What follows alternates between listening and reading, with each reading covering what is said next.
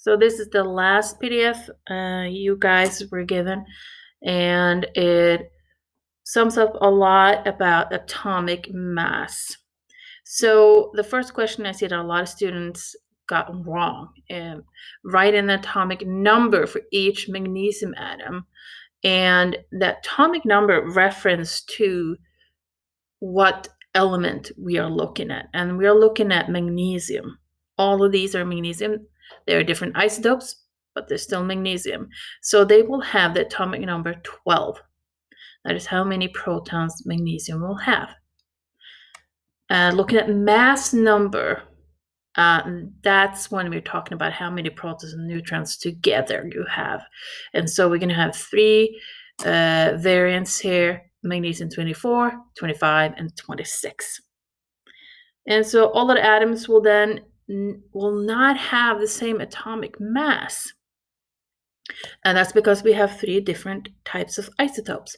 Now, all of magnesium 24 is going to have roughly 24 mu, and that's one specific weight of atomic mass, while 25 are going to weigh roughly 25, and 26 are going to weigh roughly 26. So we're going to have three different types of mass numbers that we can have. If you really want to look at what's the difference from when I'm looking at the protons and when I'm looking at the protons and the neutrons, just keep in mind, if they mention mass at all, then we're looking at protons and neutrons. And so atomic number does not tell you anything about mass, so we're only looking at protons. That's a little thing that you can try to remember. So we have a sample of 20 atoms, those right there, and draw a table indicating the mass numbers of the three isotopes. So you need to draw a table of what I just told you from these three questions. And so which isotopes of magnesium is most common in model 1?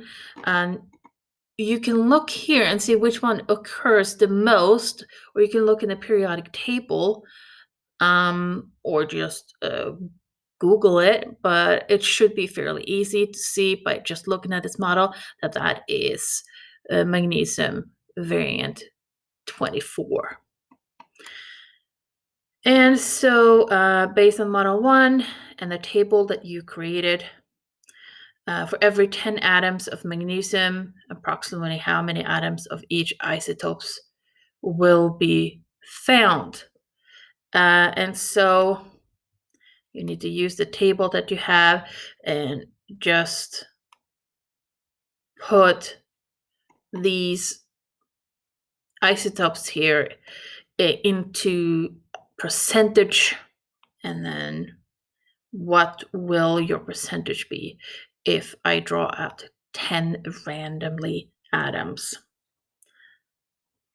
So we're looking at model 2. Here we can see the abundance of magnesium. As you can see, we have the most is 24. A little tip here. If you've done this where you look making this this model, you can also use this model actually and just scroll down a little bit.